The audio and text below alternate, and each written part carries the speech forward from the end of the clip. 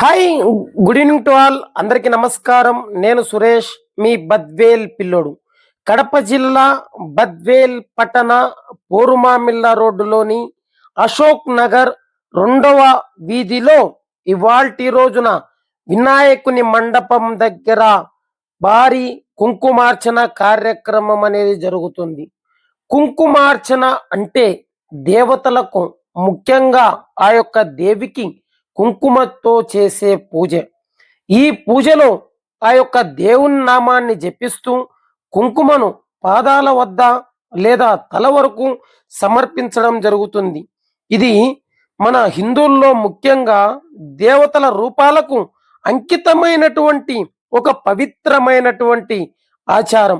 కుంకుమార్చన అంటే కుంకుమతో చేసే అర్చన అనే అర్థం.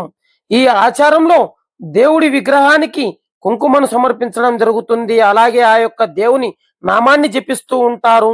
ఆమె పాదాల నుండి క్రమంగా ఆమె తల వరకు చిటికెడు కుంకుమ సమర్పిస్తూ ఉంటారు. కుంకుమార్చనం చేయడం వల్ల ఆ యొక్క అమ్మవారి అనుగ్రహం లభిస్తుందని భక్తులు నమ్ముతూ ఉంటారు. గంధాంధారయామి, పసుపు వేయన్నమ్మ కొంచెం.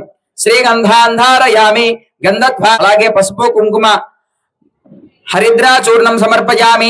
హిరణ్యవర్ణాం హరిణీం సువర్ణరచతస్రజాం చంద్రాం హిరణ్మయీం లక్ష్మీం జాతవేదో మమావహ. కుంకుమాది బలద్రవ్యాన్ని సమర్పయామి. ఒక పుష్పం పెట్టండి. పుష్పై పూజయామి స్వామినః దేవతా ప్రీత్యర్థం. అలాగే ఇప్పుడు మళ్ళీ కొన్ని అక్షితలు, ఒక పుష్పం తీసుకోండి. మీరు పెట్టుకున్నటువంటి కాయను, అలాగే అమ్మవారి లక్ష్మీ అమ్మవారిని ఆవాహన చేస్తున్నాం. శ్రీ మహాలక్ష్మీ నమః అనుకుంటూ ఆ కాయని పిరికిల్లో బిగించుకొని పెట్టుకోవాలి. ఓం శ్రీం హ్రీం గ్రీం కమలే కమలాలయే ప్రసీద ప్రసీద సకల సౌభాగ్యం దేహి దేహి. ఓం శ్రీం హ్రీం శ్రీం జగత్ ప్రసూత్యే శ్రీ మహాలక్ష్మి దేవ్యే నమో నమః. ఓం లక్ష్మీం క్షీర సముద్రరాజతనయాం శ్రీరంగదామేశ్వరీం దాసే పోత సమస్త దేవ వనితాం లోకైక దీపాంకురాం శ్రీమన్మందగదాక్షలబ్ధ విభవత్ బ్రహ్మేంద్ర గంధాధరాం త్వాం త్రైలోక్య కుటుంబినీం సరసిజాం వందే ముకుంద ప్రియాం. శుద్ధ లక్ష్మీర్మోక్ష లక్ష్మీర్ జయ లక్ష్మీర్ సరస్వతి శ్రీర్లక్ష్మీర్ వరలక్ష్మీశ్చ ప్రసన్నా మమ సర్వదా. సర్వమంగళ మాంగళ్యే శివే సర్వార్థ సాధకే శరణ్యే త్రయంబకే దేవే నారాయణి నమోస్తుతే. శ్రీ మహాలక్ష్మి దేవ్యే నమో నమః. ఆ కాయన మీద వేసి నమస్కారం చేసుకోండి.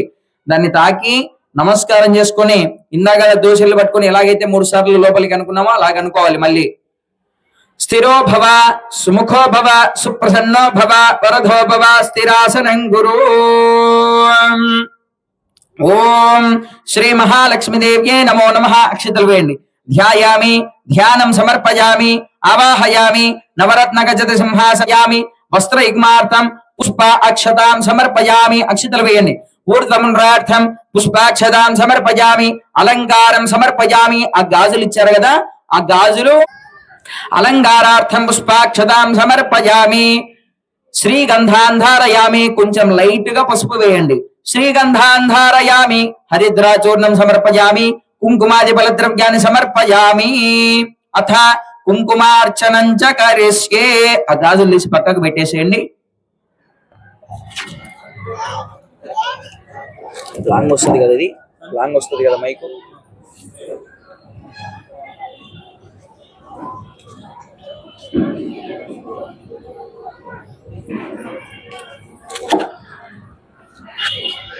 ఇప్పుడు కుంకుమార్చన ప్రారంభమవుతుంది. ఇప్పుడు ఏం చేసామంటే ఇప్పటి వరకు చక్కగా గౌరీదేవిని, గణపతిని, అలాగే లక్ష్మీదేవిని ఆవాహన చేసుకున్నాం. ఇప్పుడు చక్కగా కుంకుమార్చన లక్ష్మీ అమ్మవారికి ప్రారంభం చేస్తున్నాం.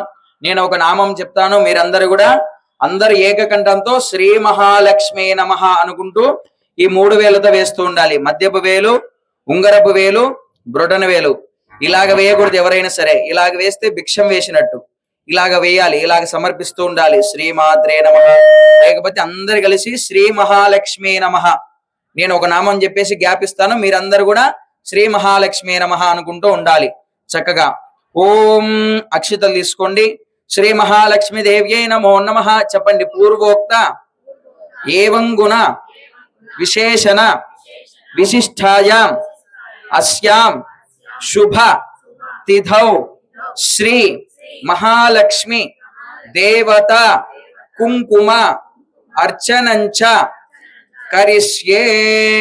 శ్రీ జగత్ప్రసూత్యై శ్రీ మహాలక్ష్మి దేవ్యై నమో నమః.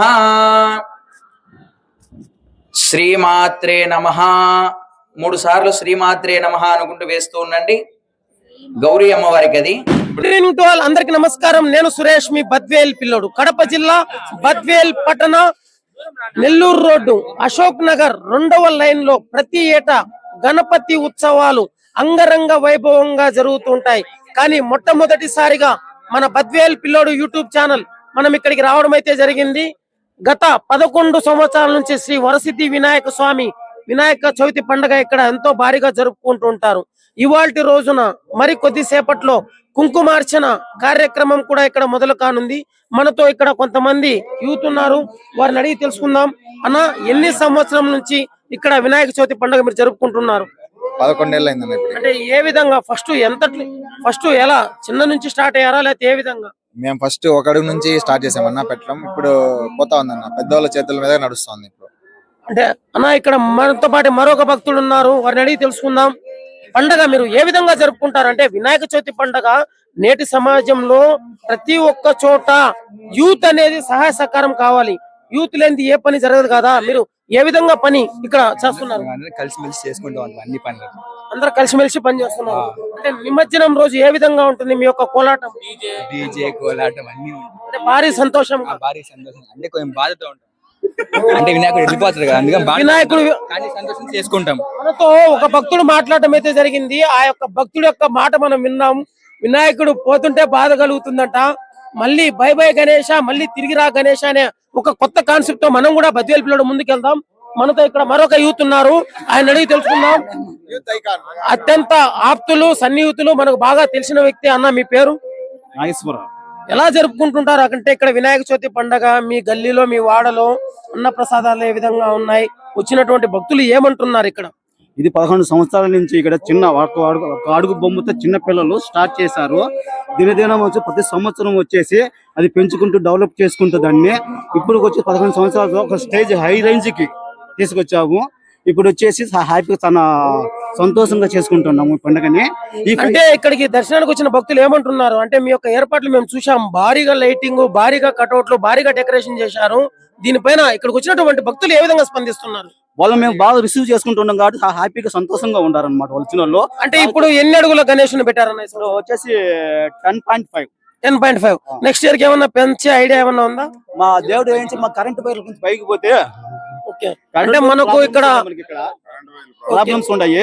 అది కానీ కొంచెం పైకి పోతే 11, 12, 15 వరకు తీసుకోబోతుంది.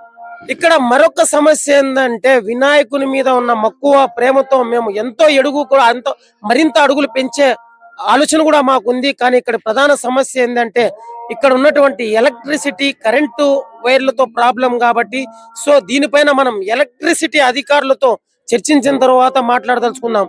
దాన్ని హిందుతత్వాన్ని బలపరిచే విధంగా మరొక గొప్ప కార్యక్రమం చేపడుతున్నారు. భగవద్గీత డిస్ట్రిబ్యూషన్, భగవద్గీత పంచడం అనేది. ఎందుకంటే మనం ఎంత డబ్బులు ఇచ్చినా కూడా డబ్బులు తరిగిపోతాయి, ఎంత సేవ చేసినా కూడా దాన్ని మనం మర్చిపోతాం. కానీ తనిచ్చిన భగవద్గీతను మనం పారేయలేం. ఖచ్చితంగా మనం ఇంటికి తీసుకెళ్లి మన ఇంట్లో పెట్టుకుంటాం, ఒకసారి కాకపోయినా ఒకసారి చదువుతాం.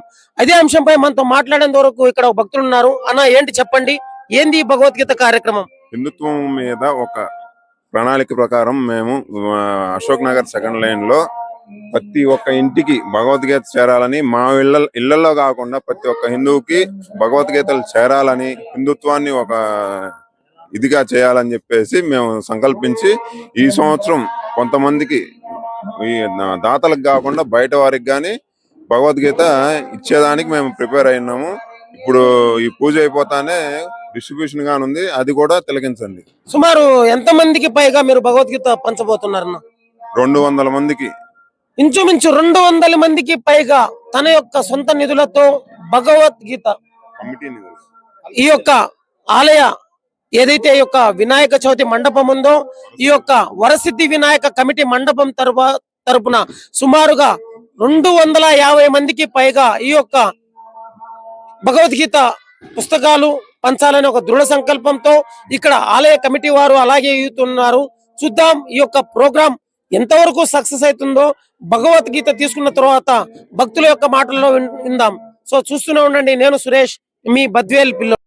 చూడండి ఇక్కడ శ్రీ వరసిద్ధి వినాయక శ్రీ వరసిద్ధి వినాయక చవితి పండగ సందర్భంగా అశోక్ నగర్ 2వ లైన్ లో ఉన్నటువంటి వినాయక మండపం దగ్గర ఇవాల్టి రోజున ఒక గొప్ప అద్భుతమైనటువంటి కార్యక్రమాన్ని చేపట్టబోతున్నారు. కమిటీ నిర్వాహకులు, మెంబరు, పెద్దలు, ప్రతి ఒక్కరు. అంటే ఏంటంటే మనం ఇక్కడ చూడొచ్చు, శ్రీమద్ భగవద్గీత 2003లో మొట్టమొదటిసారి ఇస్కాన్ టెంపుల్ ఆధ్వర్యంలో పూణే క్యాంప్ లో జరిగినటువంటి ప్రోగ్రామ్ లో మొట్టమొదటిసారిగా రామ్దేవ్ బాబా గారు ప్రజలకు పంచారు. 2003లో భగవంతుడికి తెలియదు, కానీ అదే దృఢ సంకల్పంతో నేడు 2025లో మన బద్వేల్ పట్టణంలో అశోక్ నగర్ వీధిలో ఉన్నటువంటి మండప నిర్వాహకులు ఇవాల్టి రోజున బద్వేల్ పట్టణంలో కూడా భగవద్గీత తెలిసే విధంగా మొట్టమొదటిసారిగా వారు డిస్ట్రిబ్యూషన్ చేస్తున్నారు. మనం ఇక్కడ చూడొచ్చు. ఇవాల్టి రోజున మనం ఎంతో మంది ఎన్నో దాతలు ముందుకు వస్తుంటారు, ఎన్నో సహాయాలు చేస్తుంటారు, ఎన్నో సహకారాలు అందిస్తుంటారు. కానీ ఒక గొప్ప సహాయ సహకారం ఏదంటే మీరు భక్తులకు ఇచ్చినటువంటి ఈ యొక్క భగవద్గీతను ఖచ్చితంగా తమ ఇంట్లోనే ఉంచుకుంటారనే ఒక ముఖ్య ఉద్దేశంతో వారు ఒక వినూత్నమైన రీతిలో హిందూ సనాతన ధర్మాన్ని కాపాడే విధంగా భగవద్గీతను ఇవాళ వారి యొక్క మండపం దగ్గర మొదటగా వచ్చిన 250 మంది భక్తులకు వారు భగవద్గీత అందించబోతున్నారు. అన్న, ఎందుకు భగవద్గీత పంచాలనే ఆలోచన మీకు వచ్చింది? మాకు భగవద్గీత ప్రతి ఒక్క హిందువుల్లో ఇళ్లల్లో ఉండాలని, ప్రతి ఒక్కరికి తెలియాలని. ఇప్పుడు మన పిల్లలు వచ్చేసి గూగుల్లో కొట్టుకోవాల్సి వచ్చిన అవసరం ఉంది. ఇంతకు ముందు అయితే ప్రతి ఒక్క ఇళ్లలో పాతకాలంలో ఉండేది.